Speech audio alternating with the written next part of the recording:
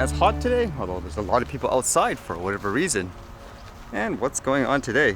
Kind of some interesting stuff actually. I guess the first one deals with Amazon's drone delivery. You read how apparently they're going to be launching it soon, but apparently there might be a setback because of crashes. So it's kind of interesting. This one says, Amazon drone delivery crashes could cause another setback. Are they literally falling out of the sky for no reason or something? It says, after nearly a decade of promises, it appeared Amazon drone delivery was finally taking off with the rollout of commercial flights in California and Texas later this year. But the program could be coming crashing down. After nearly a decade of promises, it appeared Amazon drone delivery was finally taking off with the rollout of commercial flights in California and Texas later this year. So what was the cause of this? Because they were supposed to launch in Texas and California. It says recent test crashes have caused yet another regulatory setback for the planned service. Several people with knowledge of the situation told Insider. According to the sources, the crashes alarmed the Federal Aviation Administration enough that it withheld permission for Amazon to begin test flights that must be completed in order to get the program off the ground. The FAA declined to comment, and it says they must complete 7,000 test flights as part of a federal regulatory requirement for durability and reliability.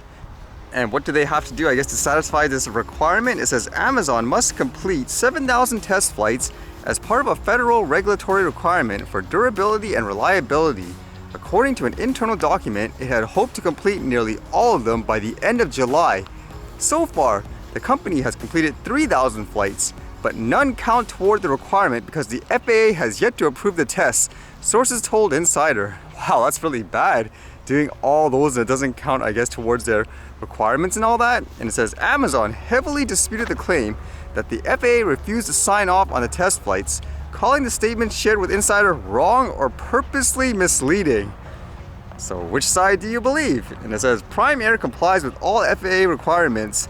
An Amazon spokesperson told Modern Shipper, for example, the FAA has not counted any of the DNR, durability and reliability campaign hours, because that part of the broader type certification process has not started yet. It is false to claim the FAA has declined to sign off on it. In addition, we're on track to launch our commercial operations, which are very much distinct from our experimental flight testing in College Station and Lockford later this year. So we'll see how it goes. It's just kind of interesting talking about crashes and so forth. As I mentioned, people have such hysteria of a recreational person, I guess, killing people and so forth, drones falling out of the sky, yet here it's probably like, oh well, it's just part of doing business. If it happens, it happens. And I saw this today where apparently it's old, but it makes you think in terms of, I guess, things like governments and regulations and all that being out of touch, especially with things like drones.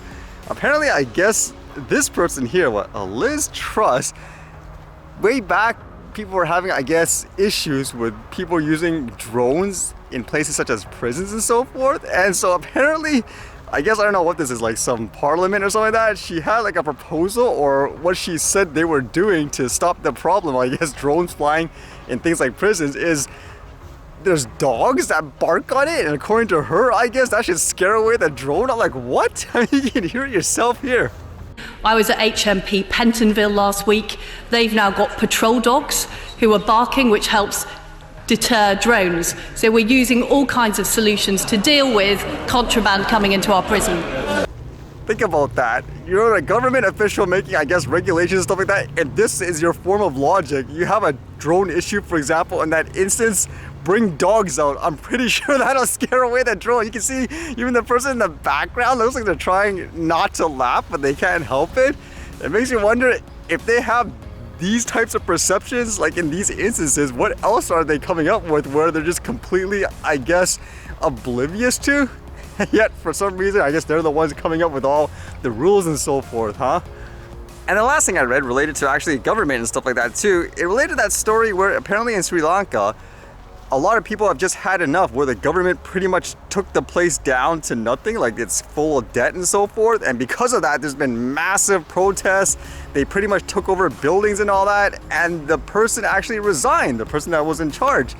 Now afterwards, apparently a new person was elected as a president, I guess more from people who are already in charge per se. They say, okay, we're putting this guy in now, and people are not happy with it. And reading this just makes me wonder, wow, maybe this guy won't last long either. It says here, acting Sri Lanka president warns to stop fascism.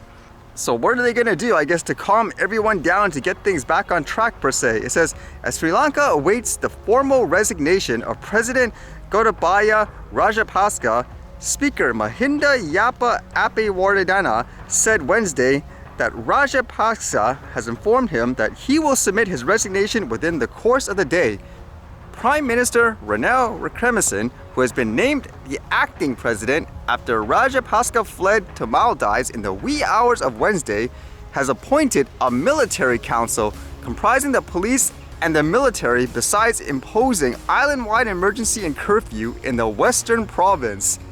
The acting president said in a statement that a committee comprising the Chief of Defense Staff, IGP, and commanders of the Tri-Forces has been appointed to restore law and order and bring the situation under control.